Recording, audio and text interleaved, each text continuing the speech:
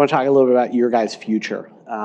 The way I've always seen it is your guys' success in raising assets and doing allocating is a win for us.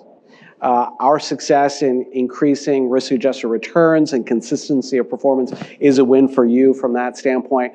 What's the future of liquid strategies and buy-ins in the future? We've always said that we love partnering not for one check. The key is how do you build a relationship? You know, we're 8.5 years into our firm. You guys have been doing this for 11 years plus. As we continue over the next decade, what's the future for buy-in and liquid strategies, and where do you guys see evolving? So first of all, the two firms are complementary. They are affiliated companies, but they're different entities. We believe in certain separation of church and state. So the asset management firm, Liquid Strategies, builds investment products that Bison uses, but Bison is open architecture, not beholding to Liquid Strategies in any way. Liquid Strategies, like every other manager, has to earn its own freight every day.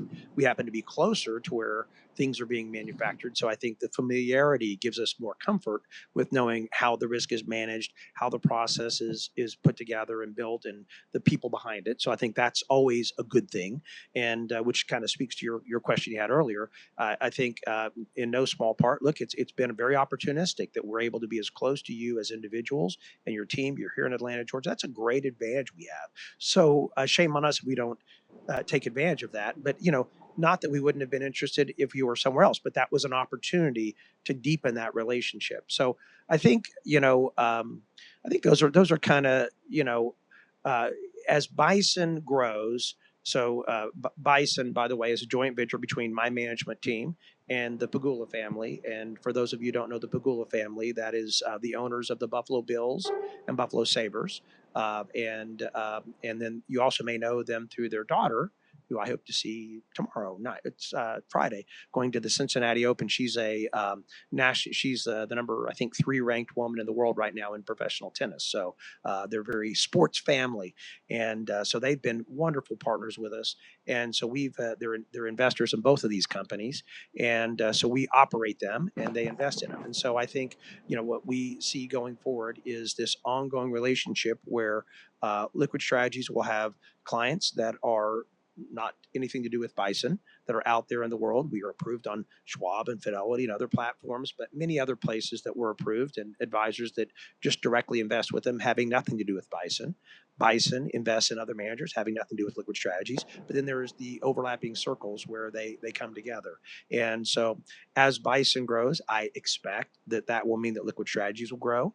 We see Bison becoming a much, much larger organization. Today we're $2.5 billion or so, and we expect it to become in the tens of billions. So as Bison grows, I expect Liquid Strategies likely will grow, and as Liquid Strategies grows, likely I would guess that would be good things for Hive. Again, the partnership's been terrific for us, and so I think that's kind of from my vantage point, Mark.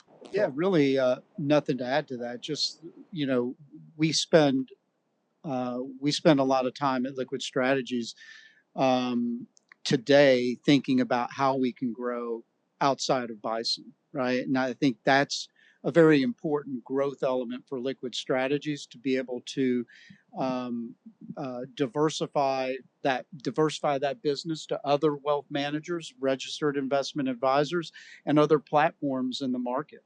And as we can hopefully continue to see that trend of getting it out to the smaller and smaller investors, I think our track record where we have been able to launch our interval fund strategies and our other strategies ahead of others, and as well as the type of disruptive strategies that we have that have a differentiated approach that creates structural alpha, I think that will also help in the growth process as well.